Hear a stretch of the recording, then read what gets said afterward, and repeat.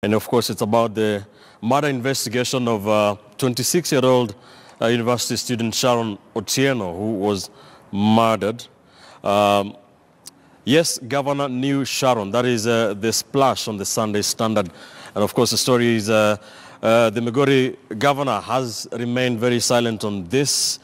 People close to him, our sources, understand that he admits knowing the deceased woman, but has denied involvement. This emerging on a day some leaders have been piling pressure on his arrest, even as the probe drags on the Sunday Nation. Crucial clues in Sharon murder. Detectives intensify pursuit of suspects behind brutal killing as fresh leads emerge with spotlight on the students' final movements, phone data, as well as DNA tests.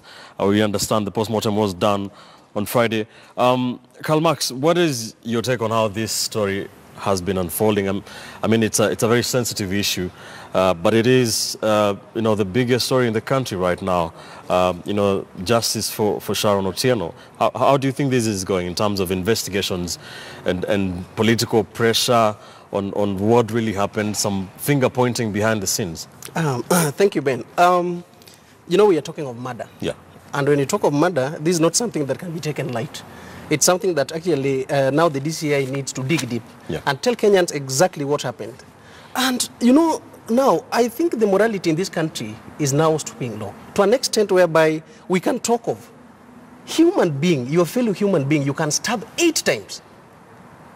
One through to kill the unborn, and still you go ahead, you strangle that lady. I mean, that is something that is sad, and we need actually to condemn that to the strongest term possible.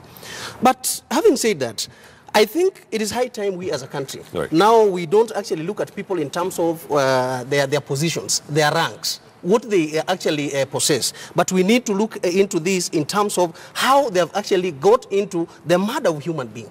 It is not even about being a lady. We are talking of human life that has been taken, but in a wrong way.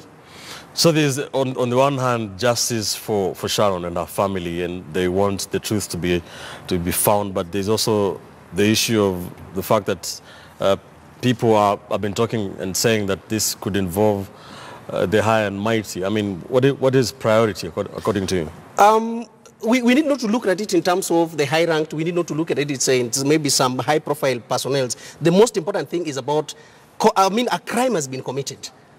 Here, now, we don't follow you in terms of what you possess. It's about how we can actually get justice to the family. Because already Sharon is gone.